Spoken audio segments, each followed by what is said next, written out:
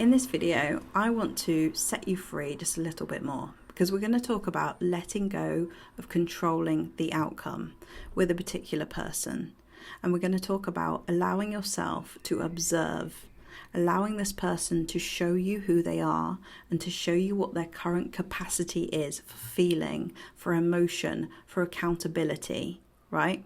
And then I want to remind you who you are and what you want, and remind you that you are standing for something in a relationship.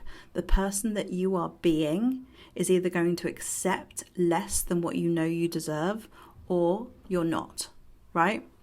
So when you get to a place of like understanding, okay, I'm worthy, of course I'm worthy, and I know what I want. I know what I want to offer my children, my family. I know what kind of love I want to exist in. I know what pattern in my family I want to break.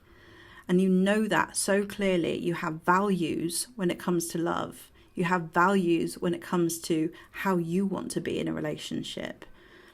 When you know those things, you are better able to just observe other people and how they're showing up in your life, and you're less likely to take it personally when someone cannot meet you there.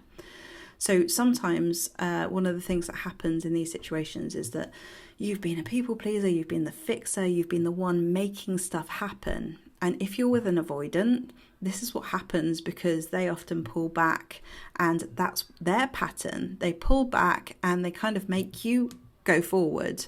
It's like they take one step back, you take one step forward, and this becomes like the back and forth, the pull and the push, and it's so frustrating, particularly if you have always been a people pleaser and you've always been a fixer. Your pattern is that you do this, you fill in the gaps.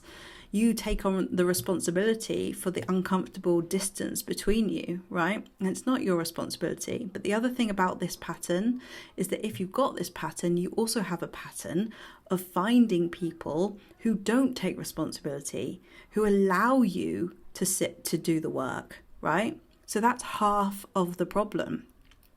So whenever you start taking responsibility for your side of the street, and you start, sitting back, allowing someone to come towards you and observing, it can feel really anxiety inducing, because you're thinking, are they going to step up? Are they going to? And often they're still them. They haven't caught up yet. And either they will or they won't. And there's nothing wrong with you if they don't. So I want you to get to a space where you understand that you're learning about yourself. You're learning that you can sit back, that you're worthy of someone coming towards you. You're worthy of someone meeting you at least halfway and working and collaborating on this relationship together. And if you're doing too much of the work, that's too much of the emotional and physical labor that isn't yours to take on, right? So you need to allow yourself to sit in the discomfort of allowing. And I know that that is so uncomfortable that it makes you want to control. It makes you want to say things, over-explain, fix, fill in the gaps, double text, triple text, all these things. But before you do those things, I just want you to breathe, sit back and notice how uncomfortable it is. That discomfort is not abnormal, and it's not a sign that there's something wrong. The more that you can sit with that and be with it, self-soothe, cannot say it. I know I always mess it up in all my videos. Self-soothe. It's like a tongue twister.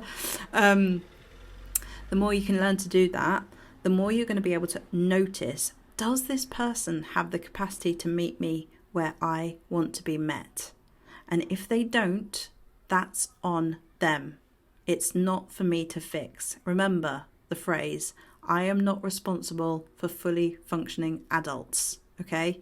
You might have felt responsible, or you might have been parentified as you were growing up, and that makes you feel like it is your responsibility, and it makes you feel even guilty if you don't, because it's always been your role. But if you always take on that role, that's the role you'll always have. And if you want to receive love, you have to allow yourself to sit back, to observe. And I know how hard it is, trust me. It's one of the things that I've had to really learn to train myself to do, to just let people be who they are. It goes back to the whole let them theory. Let them mess it up. Let them show you who they are. Let them not text you back. And I'm not saying let them walk all over you and be a doormat. I'm saying let them show you who they are so that you can make an informed decision that hasn't been controlled by you. Okay, because I think where things get really, really confusing is when, we're doing things and saying things to try to get the answer that we want to get. We're trying to almost like manipulate and seethe out of this person the actions and the things that we want them to say. But let me tell you something about that, is that it doesn't work. I remember one of my clients told me that she had a friend who had told her boyfriend specifically what she wanted for her birthday. She'd planned it out. She wanted these flowers. She wanted tickets to see this show. And he was like, a bit half-assed about it. Like, oh, all right, okay. So when she got those things from him, he did it, but she didn't feel loved because she'd controlled it. And that's one of the things that you've got to remember. If you're controlling someone, if you're dictating to someone, whether it's consciously or unconsciously, if you're anxious, you're more likely to do this. And it doesn't mean that you're a bad person. It doesn't mean that you're manipulative. It just means that you're not feeling safe with this person. And that says something about the relationship too, doesn't it? If you sit back and they do nothing, I know that's terrifying. I know it's like, but then I'll lose them. Yeah, they'll lose you is more to the point.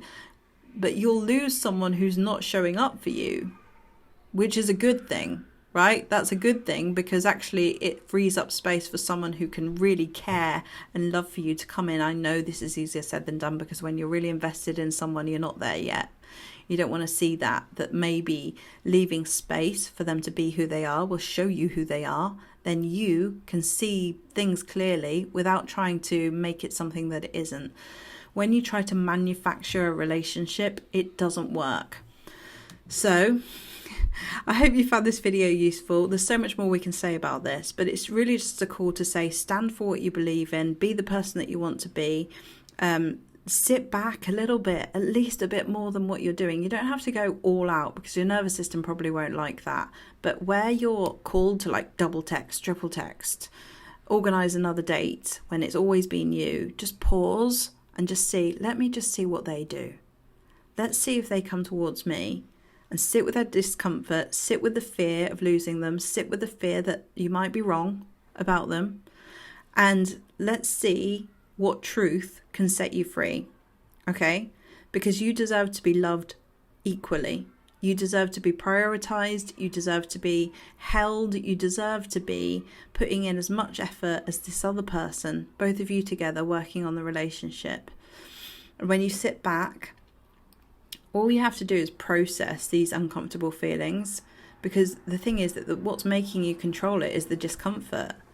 Right? And if you sit with the discomfort and you regulate it by processing it, which is just being with it, then you won't feel so much like you need to control things. So let me know what you think in the comments below. If you'd like to work with me one-to-one, or if you'd like to join the Heartbreak Healers Club or my 30-day ex-recovery challenge, you can find out all the information about everything that I do in the links below, and I'll see you in the next video.